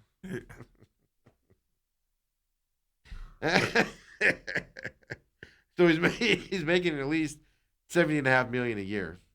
I mean, look, if you're Steve Kerr, you taking that money. I ain't turning that money down. No. I don't care what I'm doing. And maybe this was kind of a plan his whole time to, hey, I might walk away. You might want to give me a little more. You know what you do? You go, you know what? I have a car coming for you. Don't worry about it, buddy. You don't have to walk. I have a car coming and taking you to the airport. But the other side of it is, too, I mean, he's talking about not being there. That's what scares you the most. But again, Are the Warriors going to be better next year because Steve Kerr is coming back as the highest paid coach in the league? No. They're going to be a play-in team again with injuries galore. I don't get it, man. NBA, I just don't get the NBA deal. It baffles the heck out of me. And it's getting harder and harder to watch. Oh, there's no doubt about that. Even in these playoffs, it's like there's a lot of things that you struggle to watch. Like the Knicks winning by 30 over the 76ers. Like even if you're even remotely interested in that series, which I knew would be a blowout. I didn't know it was going to be that big of a blowout. Right. But even then I was like, who wants to watch this series? And then it goes and be worse than you think. It's like, what is happening right now? Papa Mike says, Steven might be watching Angry too much. And he goes, I like it. I've always had the NBA as rigged theory, by the way. That's the one league. I have kind of moved the NFL into that a little bit with some of those blatant mispass interference calls and things. Like I know I tell Dale all the time that, that's rigged as rigged can be when that happens. Things to that effect. Basketball, though, in terms of on the court stuff, it is. I've always believed the NBA will just put, the Suns are winning? Let's put Scott Foster into a game with Chris Paul when those two don't get along for Game 5, and the Suns must win that game. They're not doing that to say Scott Foster, go have the Suns lose, but they know what they're doing when they're having that happen. Like if they play, if Brothers is a referee for the Timberwolves again this year, they know what they're doing. They're not saying, hey, go have the Timberwolves lose this game. But they know what they're putting in there. That's how you manipulate it, folks. Right. Hey, this ref calls a lot of fouls on the big guys. Well, we got two big guys battling it out. We don't want that. We want more of an open game here for this game because it's going to be a big watch game. So we're going to throw a ref in there that calls fouls on the big guys more than anybody else on the court. That's how you can manipulate it legally to do it. They know what they're doing. You got all the talking heads coming out. NBA better not suspend Wemby. He got thrown out of the game early enough. That's penalty. I didn't read that, but even I was like, that's the excuse. It wasn't in the fourth quarter. It wasn't like he played the whole game. No, it was early enough. Second quarter, 8 minutes to go in the second quarter. Okay, so suspended for the first half next game. That's the other side of it is the pressure on them, man. This is going to be Yeah. Woo. I'll say this, as an NBA, if you're an NBA fan with this series, unless you're a Timberwolves fan, because they're all going to come out as all their nonsense. It cost us a championship. Slow your roll, guys. Slow your roll. Yeah, at the end of the day, it's one of these things where you're sitting in the room going, well, obviously, the best Western Conference championship would seem to be San Antonio, Oklahoma City. Yeah. And you're going to lead credence to the conspiracy theorists. Yeah. I am joking about that they want the Spurs in there. If they don't suspend him, they're signaling to the world, we want the Spurs to play the Thunder because we're going to get more games out of that, which means more money for us. That's what they're signaling if they don't suspend him coming up here. Yeah, I firmly believe that. But that's how you can manipulate it. That's how you can manipulate it legally and justify it. I'm telling you, there's ways to justify it, Dale. That's why I don't think they have the guts to do it. There's ways to justify not suspending him. Oh, we talked to him and, oh my God, he's just so remorseful and he swears he'll never do it again. And he's never done it before. And I can see them doing this. Do you think he went, s'il vous plaît, after he hit him? Who? What did you say? Isn't that a French term? S'il vous plaît. Robert says Donahue was onto something. Unbelievable that Foster is still a referee after that doc. Yeah, I mean, that's issue number 2. We can get into that. Right. The phone calls, the hour-long phone calls before games and stuff with the guy manipulating the NBA and stuff like that. Oh, no, I firmly believe in that scandal. There were more people involved in that. One man took the fall to protect the league. No doubt about it. And it's kind of like baseball. When you have 2 or 3 bad umpires, which they still have, they stay in there because they need to protect the union. Knowing how bad it is, they just don't give them the big assignments. And then that's protecting the league by keeping them in there. Believe it or not, you're protecting the league by having bad umpires because it elevates the good umpires and takes the focus off of everything else out there. Well, and the other possibility is, again, I think everybody sits here and watches this Jerry Jones fiasco in Dallas, the fact that it's the richest franchise in all sports. Yep. They've been mediocre forever. And Jerry just loves whatever you're going to say about him. And Jerry Jones was the first owner to come out. Now more are getting this way. He was the first owner. I said years ago, Jerry Jones makes money if they go 8-8. Yeah. They make money. And then every 2 to 3 years, you stick your head up and win 10 and be in the playoffs. But he makes money at 8-8 and stays competitive at 8-8 and makes what he cares about on the backside at 8-8. And he was the first owner to figure that out. And other owners are going down that lane as well. But you still got to make a playoff push every couple years. You can't always be terrible. Or 8-8. You do have to vie for a playoff spot every couple years, every few years. Other than that, that's what you do as well. Yeah. Papa Mike says, I can't see them wanting Oklahoma City or Spurs winning, but I do get that they want more games in that series. I do see why they would want a big market like New York, though. The Oklahoma City Thunder, though, have transformed that small market. People are going to tune into the Oklahoma City Thunder because of how good they are. You can overcome that a little bit now that you go into that kind of a deal. Last year's Oklahoma City, Indiana finals were the lowest drawing finals since Steve was in diapers. Yeah, and it was a game. It went 7 games, too. Yeah, it was an exciting series. Yeah, that's why you need the Knicks in there. Yeah. Oh, no, folks, you're getting a Thunder Knicks series. I'm just telling you right now. And it's going to be highly rated because of that New York and Eastern market. That's what's going to happen. Yes. It's going to be unwatchable. And you want to see who Dolan's going to throw out at the Garden. I read more stories this weekend. More people are coming out with his security detail and what he looks at for people in the stadium. He had a kid. He had the police in Colorado go visit a 14 or 15-year-old kid because that kid said something about Dolan on social media. The Knicks or the Madison Square Garden security called the local police in Colorado and had them go scare the living crap out of this kid for talking smack about Dolan in Colorado. The guy is a dirtbag. Come after me. Send the police to my door, Dolan. I dare you to, you coward. No, come on. Give me the Oklahoma City Mike Gundy. The Oklahoma State Mike Gundy. Yeah. Call me. I'm a man. I'm a man. Come after me. That's how big of a D-bag this guy is. And I want his team to make the finals and then get destroyed in 4 games. Be fantastic. Yeah, wait for it. Boy, it's got to come down today too. Whatever happens, I do agree with you on that. It might be later in the day, but here's the thing: they got to talk to people. They got to interview people. They don't just make these decisions. What do you need to interview people for? Oh no, they got to be like, Wemby, tell us about what happened. He's like, Stevie Blake. I was just thinking about riding my bike with my baguette. Hold on, you think he's Vlade Divac? Yeah. Yeah, I don't know why he went Serbian on me all of a sudden. Oh, yes, too. French have a higher voice. I was just riding my bike and with my baguette, minding my own business. Watching that mime over there. And now his head just got in my way of my elbow. I know. Thank you. Stereotypes, folks. Stereotypes of French people. Thank you very much.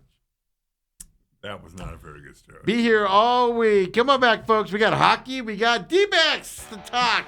Good D-backs. In Texas this weekend. Well, again, good yesterday. And then Tori's got to go. We can't have all sorts of good things happen. I got to go ruin this.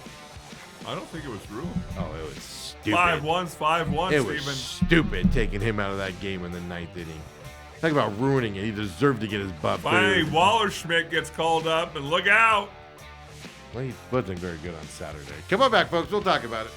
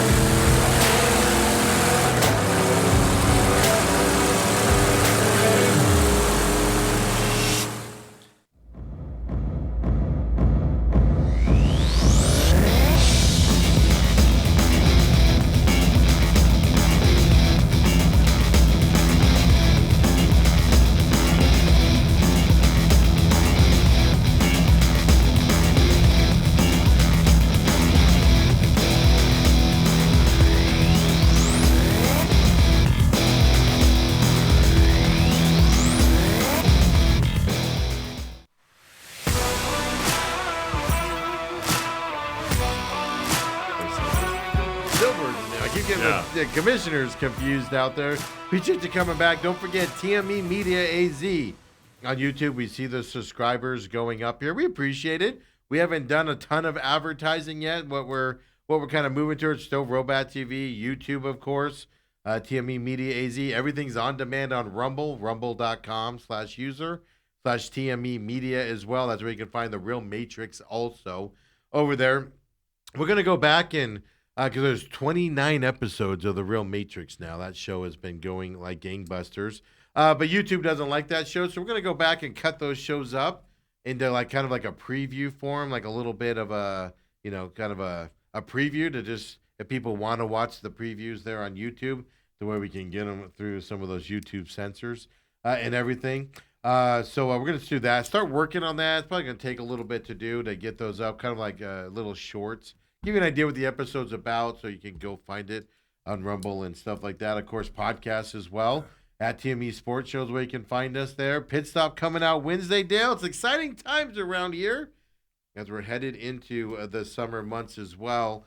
Coming up here, you have a granddaughter coming. Summer months are coming. I got an 18-year-old graduating high school. The times are changing. They are changing. Lots of exciting things out there. By the way, Adam Silver earns $10 million a year plus incentives. He's built for a decision like this. Step up and be a man. Here's the thing, though. The incentives includes TV money. Yeah.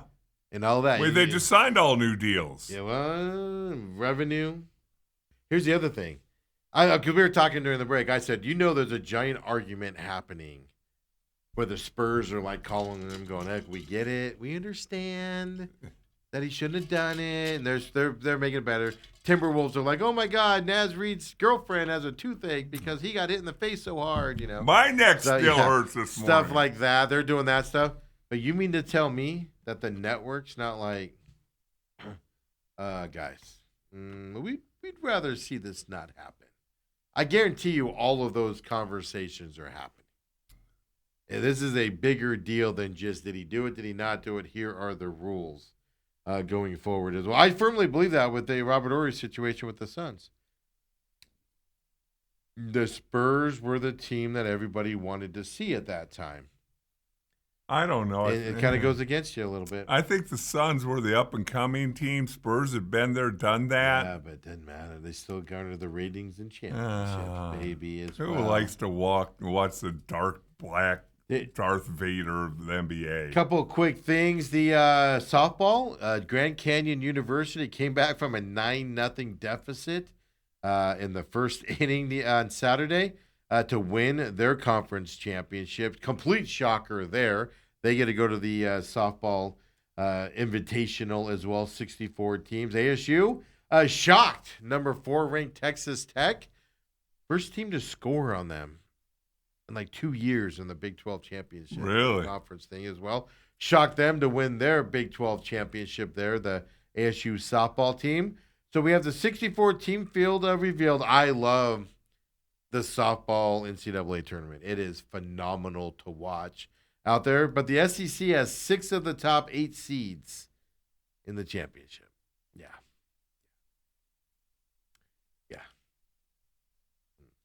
Alabama's number 1. Texas is number 2. All begins on Friday. Yeah, we got it. Who's number 3? Doesn't matter. Who's number 4? Doesn't matter. Is there? I mean, can we please come up? Let's make up a sport. If this is like basketball, 3 of the 6 of the top 8 seeds will be out of this tournament this weekend. Can we make up a sport like frisbee or dog grooming or something so the SEC can't dominate that too? Ridiculous. College Baseball World Series, that's all you can see is this SEC. This is what doesn't make sense. How can you possibly have 12 of your 15 teams in the 64 field? How can 12 teams, just by mathematical reasons that I cannot do, 12 teams do not have winning records in their conference. It's mathematically impossible. How can you have 12 of your teams, of 15 of them, into the field? all but 3 are good enough to get into this thing, it is garbage. It is horse crap. These fields are too big. If 12 of the 15 teams, I don't even have to look it up to tell you, there are teams with losing conference records in this thing. Yes. Why? Why do you deserve to go in because you play a soft non-conference schedule?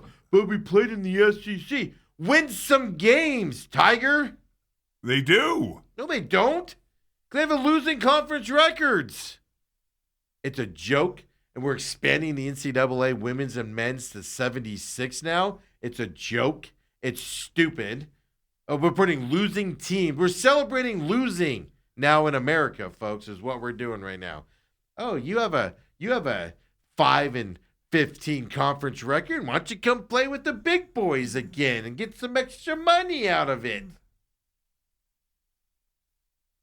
Stupid. It needs to end. It is garbage. It is ridiculous. It's a shamockery. It just blows my mind how good the SEC is. Let me know when you're done. I mean, seriously, I'm just going through the whole stinking SEC, and Florida State's got to play Stetson. Florida's got Florida A&M. Well, first of all, Florida State's not in the SEC. Oh, dang it. Florida is. Alabama is. They play. Listen to some of these schools. Duke and Howard are in this thing.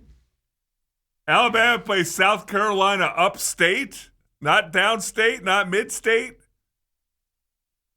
A&M against UConn. Oklahoma against that vaunted foe Binghamton. What 3 SEC teams did not make this bracket? Ole Miss, Auburn, and Kentucky. I know Kentucky didn't. And they probably fired their coaches because that's unacceptable. Here's the deal. South Carolina got into this thing. They were 7-17 in conference play. 30-26 overall. They were 7-17 against the supposed best, if you want to go by Dale's record there. Missouri's 9-15 in the conference. That's not even competitive. Mississippi State was 9-15 in their conference. That's not competitive. But yet, come and join us in the national bracket, you uncompetitive weasels. Georgia, 12-12. Maybe borderline if you want, because they were 38-18 overall. So we can play a bunch of crappy teams to really get that record high and then suck in our conference, and we'll make the tournament because we're the big, bad SEC. You won 7 games in the SEC at South Carolina. What are you doing in this garbage? This is stupid. It's the biggest hunk of crap on the planet. And we're expanding the men's and women's tournament on top of it. I'm fired up right now. Throw up the NHL playoff brackets, Kobe. Let's talk about something more fun here than that stupidity in college sports. Colorado's up 2-1 on Minnesota. When Minnesota was able to get that win the other night as well. The Knights in Anaheim, folks, 2-2 as of now. This is going to be a 7-game series. I have a feeling it's coming our way. Dale, this is a fantastic series, fun to watch as well. Boy, the rally towels that the Ducks had yesterday looked awesome. I wish I knew somebody at that game to grab me one of those. Is fantastic. Buffalo, Montreal. Montreal won last night, 2-1 lead here for Montreal as well. That's a fantastic series. If you're going to pick one, that's the one I would pick. If I'm just going to pick one, but otherwise do the Knights Anaheim. Colorado's going to end up beating Minnesota pretty easily coming up, I feel. So, it'll be entertaining, but not as entertaining as those other two. Well, what's fascinating is the Hurricanes are sitting at home. For the next week plus some. As they swept the 76ers. The Phillies. No. The Flyers.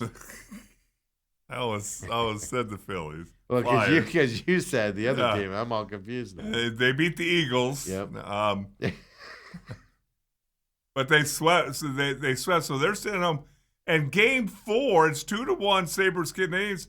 Game 4 doesn't go on until tomorrow night. Yeah. They had played 3 games in that series before Buffalo and Montreal even started their series, or 2 games in that series. It's ridiculous. Starting that series early is backfiring. Here's the question you got, because the Carolina Hurricanes have allowed 5 goals in 4 games against the Senators. against the Senators in the first round there, Ottawa. They allowed 5 goals in 4 games against the Flyers as well. It's not that they're winning, it's that they are dominating. They're 8-0 with 10 goals against over the first 2 rounds of the playoffs. 8 games for them as well. That's how much Carolina has been dominating these playoffs. You want some more stats? Hurricanes become just the first NHL team to sweep 2 best-of-7 series to open a playoff. Historic levels, obviously, here is what we're talking about. No team has started 8-0 since the current format of 4 rounds of 7 began in 1987, on top of it. That's how dominant and historically dominant Carolina is. Now, the big question is, they sat at home after the Pittsburgh series for about almost a week, 5 days, I think it was. They're going to sit home for at least 7 days now. Could be longer. That's going to be interesting to see with 2 young teams in Buffalo, Montreal, because that's going to be a lengthy series. That's going 6, possibly 7 games. This is going to be interesting to watch if Carolina can keep their edge with just waiting for so long like they are coming up here. Yeah.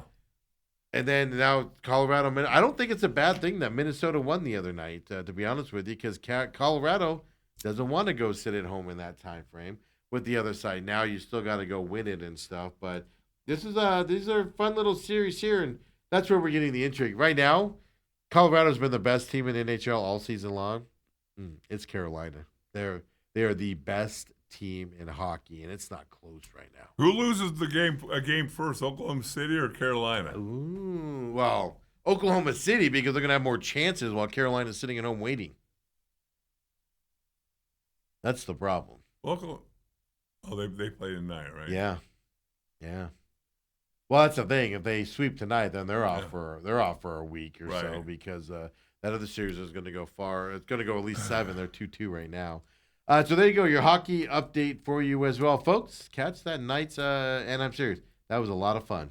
There's a great atmosphere in Anaheim. Oh my God! It is. The pond is an amazing place to watch hockey. I mean, you kind of think in California things are a little more sedate and quiet and laid back. I tuned into some of that game, and they were going crazy. Though I don't know if you saw those towels, man. They were like evil-looking duck. They were fantastic. Fantastic. So I'm looking for that. I don't care who wins that series because I think they're going to lose to Colorado regardless. But it's fun, man. It's just a fun little series. So that's the thing. This is how my hockey playoffs have gone. Obviously, Mammoth used to be the Coyotes with all those young teams against my Golden Knights, team that I openly root for now in the first round. Now, I grew up a Ducks fan, which is their existence, because I grew up in the Anaheim area and stuff, and lived there and rooted for the Ducks before the Coyotes came here. Was a Ducks fan. Went to a bunch of games there every year. We'd go over there and watch them and stuff to that effect. Even then, when I had Coyotes tickets and they would treat us, we got to choose a game we'd go to every year. That's how good of tickets we had down. And they'd fly us there, and I always chose the Anaheim game to go to. It was a quick little flight there, go to a game, stay overnight in Anaheim and all that stuff. It was a fun time. I enjoyed it. But I always chose those games there as well. So I have, look at it, I have like both rounds. I have 2 teams, and I'm like, good. Ooh, let's go, baby. So now I expect to get up tomorrow morning and go, well, I've always kind of liked Oklahoma City. No, never going to happen. And when we had really good seats at the Suns games, I'd always pick the Oklahoma City trip. My Suns season tickets were upper level, center court, upper level. I sat in those one time. Like somebody gave me first row upper deck center court. We were second level, but right there, yeah. And when I got up to the second level row. and I was on the stairs, I turned around, I almost went into vertigo. You had no stairs if you were first row. Well, to get up. You still had, there's like a railing there. And so you had to come around. Yeah. And I turned around like, it's pretty steep up there. Yeah. But I had that because Suns tickets for the regular season, I wasn't losing money if I couldn't go to a game or couldn't give them away or whatever. But what I would do is when they went to the playoffs, I'd sell the upper level tickets and I'd buy 2 tickets down low, they'd sit closer for the playoffs. That was kind of my MO. But regular season, I didn't feel it was good to buy that low. They were good seats. You see everything up there. But for a regular season 8 p.m. tip off, it wasn't worth paying the extra to sit down. That's why I did. Save that money. So you like Oklahoma City and the Knicks now? No, I hear. can't stand either Huh? of those teams. I'm not a front runner, Dale. Ah. You sound like Jason Carter. He used to get so mad at me when we were on the radio and he was my producer. He used to get so, you were just everywhere. Yeah. I'm from Southern California. I live in Arizona a lot of my life. Went to school here and everything. My mom's side of the family's from Vegas. Yeah. I have 3 places I consider my hometown. I spent some time in Chicago. I spent some time in other places. Yeah. I have a life, people. And you've always had an affinity for Carolina, and you love Denver. I And can't stand Carolina. Denver. I was a Broncos fan growing up because I didn't want to root for the Cowboys. Because here in Arizona, you know this. You had Yes. Cowboys or Broncos were the 2 teams Yes. you saw all the time. And I was actually a New York Giants fan because of that Lawrence Taylor and that, oh my God, that defense was so good. I just loved it. And then the Cowboys became good, and then you became a Cowboy No, fan, I never right? became a Cowboys fan ever a day in my life. You didn't like greatness, huh? You like mediocrity. Yeah. 'cause One and that's- done. Yeah, because I look instead of 3 and done. One and done. Instead of 3 and done. Well, see, the Giants got rid of Lawrence Taylor. Cowboys got rid of Dale Hellestrae. It tested my likeness of the Giants though when Phil Simms and then who was the guy that took over for him? Hostetler? Hostetler, and I was like, I'm not a Hostetler fan at all. Ugh. Oh my God, Jackson Dart and because the UFC fights were in New Jersey. Jackson Dart and Cam Scatterby were both Were there, they? sitting like second or third row. Yeah. Well, I hope I see a little more Cam on the field rather than at wrestling matches. They put him on the screen and they headbutted. But their heads. Seriously, I did. Hey, too. I don't blame him one bit. 4th round draft pick. You take every opportunity to get your. So likeness at out the there. place I was at, this kid goes, "Man, their career is going to go nowhere, right?" And I go, "No, it's going to be the most spectacular 3, maybe 4 years of existence for Cam Scatterby and Jackson Dart. Like you're just going to sit back and just be marveled for like 3, 4, and then it's just going to be injury city after that." But man, it's going to be the most fun 3-year stretch you've ever seen in NFL football. That's coming our way. 2 more to go, baby. There's no way you played NFL football. There's just no way you can stay healthy. Well, not care the way, who you are. especially not the way that Scatteroo plays. Jackson Dart's a different story. He had a freak injury or whatever, but he But he likes that. He has to learn how to slide. But that's the thing. Cam Scatteroo can't. no. He can't look for contact and stuff because that's how he plays. He all of a sudden can't like run out of bounds and stuff. He won't let himself do that. Jackson Dart will have to learn it if he wants to stay there and stuff like that. So, Dale, I got 2 things for you on the Diamondbacks. You ready? 1, J-Mart. Justin Martinez threw his first bullpen session on Friday at Salt River Field. Torey Lovello said his fastball was 96 to 99 miles per hour. The time frame for him to come back, it's still a 3 to 4 month time frame to come back to the major leagues after your first bullpen session. So we still have some time, but 2 positive things here. 1, he is back on the bullpen session. Right. But then 2, more importantly, 96 to 99 fastball. So that velocity's there The velocity's back. because it was missing there. Yes. Before he went down when they're trying to figure out what it is. So that is fantastic news. That puts us end of July, beginning of August. Playoff push, baby. Okay. That's like making a trade if that happens For a closer. to get him back into there. We'll have A.J. Puck back by then, I believe. So just adding more people on that side. The other news I got for you is Torey Lovello just doesn't like positive things, man. He had all the goodwill yesterday. We're all sitting there going, oh, my God, he let him go out in the 9th. Yes! 87 pitches after 8 innings, maybe 90. I don't remember what it was. No, it was about 100. He finished with 100. Okay, so it was like 91 at the end of the 8th, something like that. And then Torey lets him go back out there. And even on the radio, because I was listening to it driving to Glendale, the radio broadcast was like, maybe it's one of those things where if a guy gets on base, he'll pull him out. But Torey Lovello gets up, his sick little self, because he was sick before the game. He gets up there, and, my favorite part was, man, how Erod walks on the far end of the dugout. Doesn't go anywhere near him after the 8th inning. Goes in there. Why are you negotiating with your? Why are you even negotiating with your pitcher? You know what you say to your pitcher in that situation, Dale? Dealing. Not a lot of pitches on his arm. Dealing. Dominating the game. You don't have complete games under Torey Lovello. He pulls pitchers too early. You never have a complete game. You know what you say to your pitcher in that moment, Dale? You comes off and you go, "How you feeling?" He goes, "Good. I got the ninth." You go, "You got the ninth, buddy." And you go, and you turn around and you look back out in the dugout. And you act like you just ignore him at that point. But not Torey Lovello. We got to have a negotiation in the dugout. We got to talk about this before I let you go back out there. No. You sit back, Torey, and you go, "How you feeling? I want the ninth." You got the ninth, Tiger. You got the ninth. You could even say, "Hey, if a guy gets on, I'm going to pull you out." You know, if a guy hits you hard, I'm going to pull you out. You can say something like that. That's all you got to do. But no, we got to break out lawyers and negotiation styles. We got to have a conversation. "Well, if I let you back out there," and we found out after the game, "I told him I was going to give him 10 pitches. What the hell's wrong with you? The guy's dealing out there. The guy's having the best outing of any starter of years on your team. He has the potential for a complete game. You're up 5-1 on top of it. He can give up a 2-run homer and you still have a lead. You can pull him out at that time, but not Torey."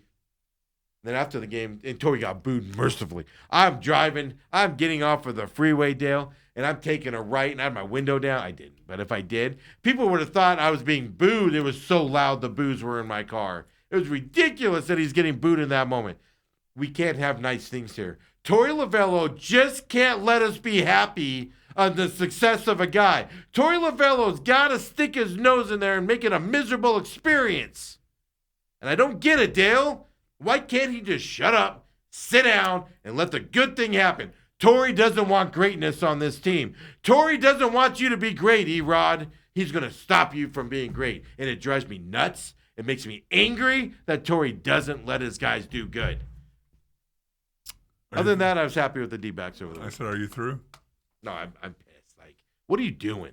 Well, and yet at the end of the day, he went 8 1/3. He should have got 9. He threw 100 pitches. Should have had He 9. came out of the game healthy. Who would have known? Who knows what happened if he had to throw that extra 2/3 knock of an that inning? garbage off. I'm sorry. When's the last time you checked Erod's record? And he's having a heck of a season. Yeah. So he went that far. Let somebody else come in and get a little bit of work too. Let somebody else throw a couple No. pitches in a game. No. I guarantee Baseball needs to be a dictatorship sometimes. Sorry, Bull Durham. It needs to be a dictatorship sometimes. it is. That's when Torey goes out there and says, "You're out." Stupid. Let him in there. That was a bloop single on top. A guy barely made contact with it. Hey, he gave up a hit. Get your butt over here by me on the bench. But then after the game, Torey goes, "Well, why'd you pull him?" "Well, he was at 100 pitches. I told him to give me 10 pitches. "Well, why'd you tell him 10? "Well, because I only wanted him to have 110 pitches. Yeah. What? Yeah. What? Still he had no early, stress on him all day. It's stupid. Still early in the season, Steve. No. We've had arm injuries galore here. What would you do if he kept him out there for I'd another be batter? ripping Torey today. I'd be ripping him to death. Yes, and he got injured. I really would.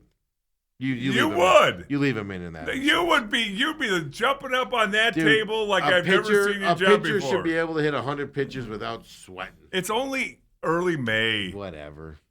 I hate how you defend Torey all the time. It drives me nuts.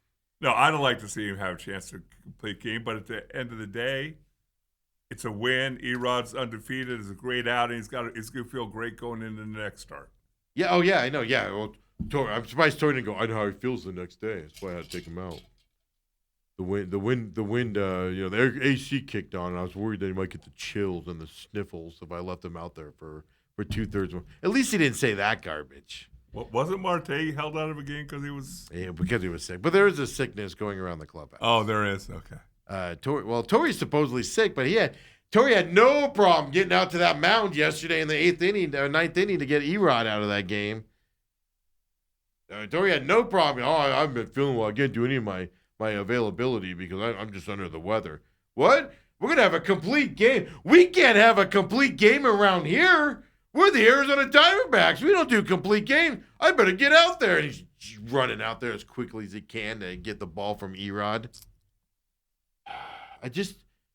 Seriously, the fan base was on their side. The fans in the stadium. I'm driving down the road excited for Erod. We're all excited for Erod. And we all get reminded how we all can't get excited about things around here because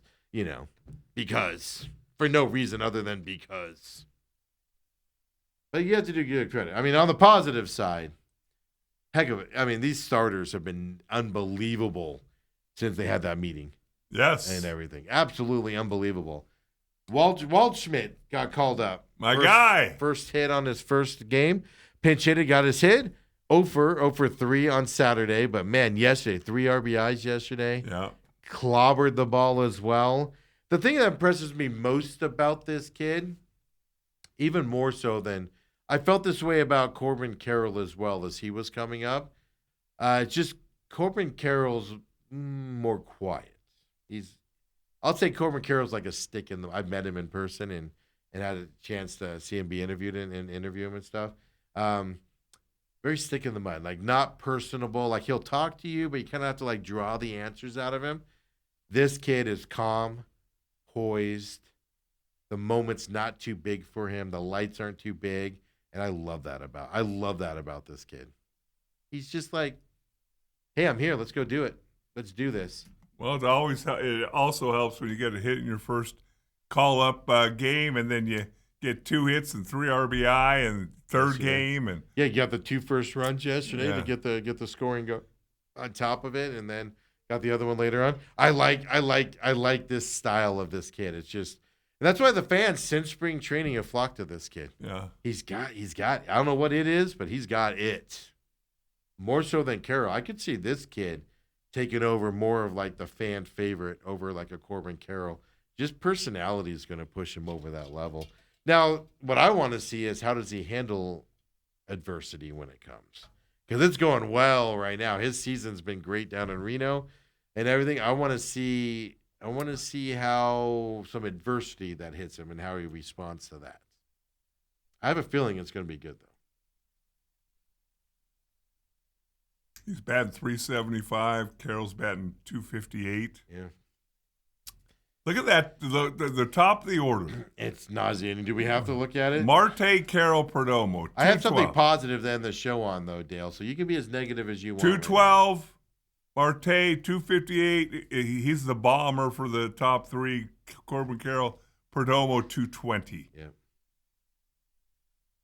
Yeah. And to turn that into a positive for me, Steve.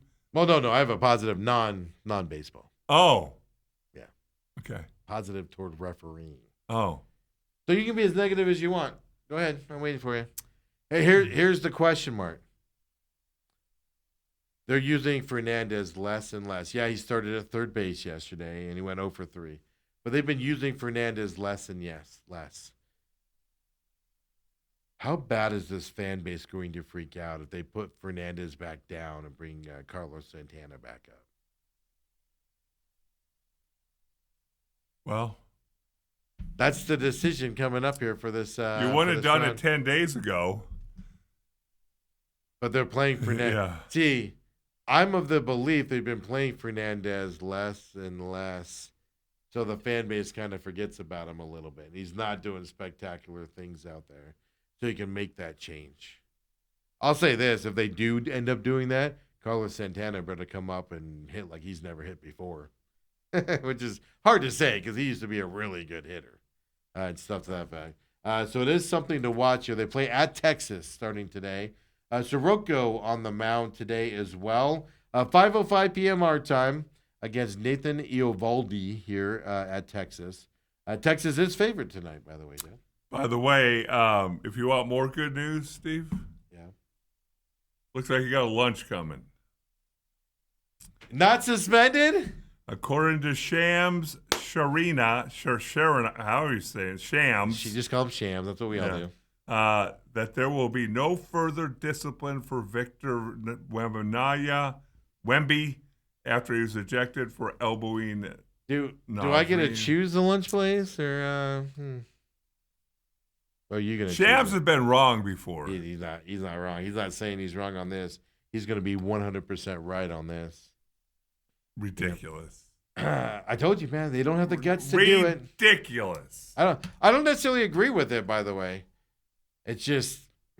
I'm just telling you, man. There's some big influence people there. How many tacos can you eat at Jack in the Box? If you're buying, a lot. Really? Yeah, but again. Yeah, I mean, even though I thought they wouldn't have the guts to do it, I'm actually shocked that they're not. Not official. That's just Shams telling ESPN. But that's as official as yeah. it. That must be why Shams is trending then, huh? Oh, really? Yeah. So, yep, that's why. First thing I click on there as well. So, no fine even. How do you not fine the guy? I'm in an uproar.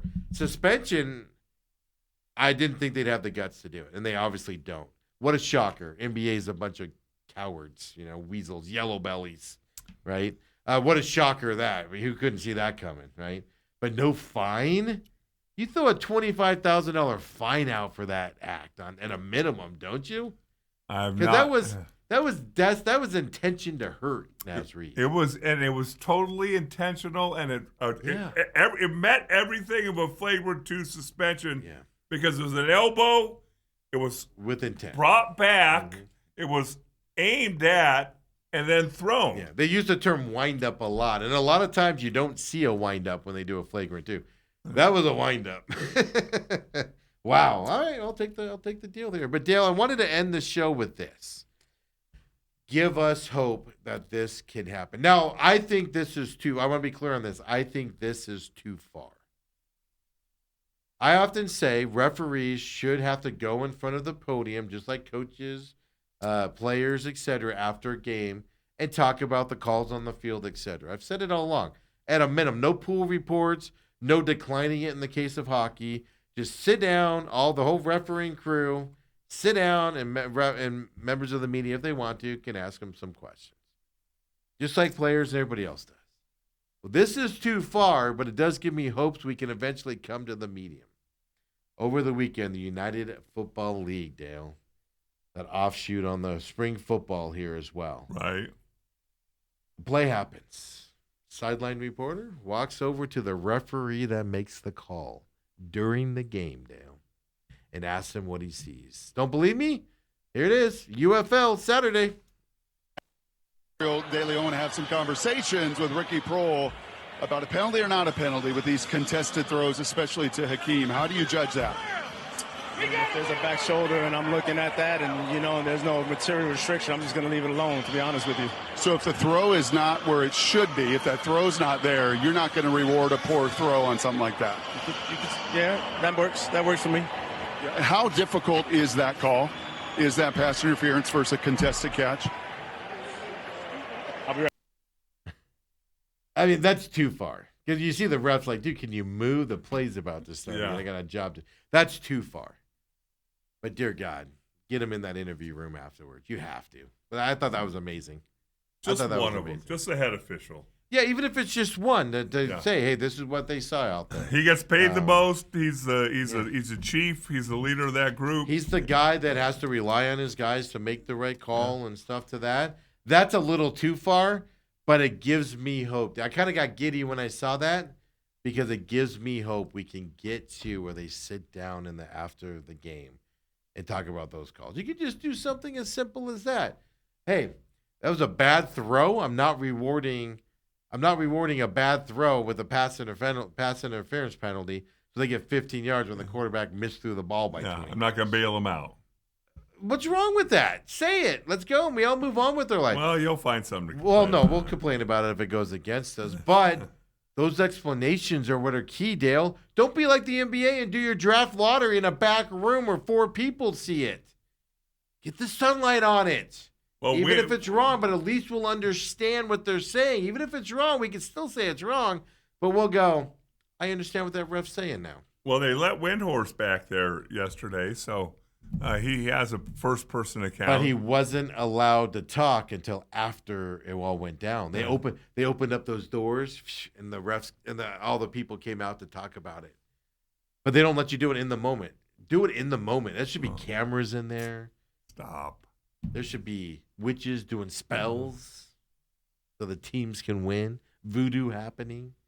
Jazz. It's between us and the Jazz for the number 1 pick. You're sticking the needles in the Jazz dolls in that room. You're blocking half the Jazz contingent so they can't see the pick, just like in their hockey stadium. All right, I'm glad you ended T-Backs on today, positive. 5:05 p.m. The Rangers. I got a free lunch coming. You underestimated the. It won't be until it tips off tomorrow and I see the big gangly guy out there. If I was the Spurs, I wouldn't start him, just so people would speculate. Call timeout right away and then put him out there. Dale, get out of here. We'll see you all tomorrow, everybody. The main event here on Monday. We'll see you tomorrow. Tuesday, of course. See you then.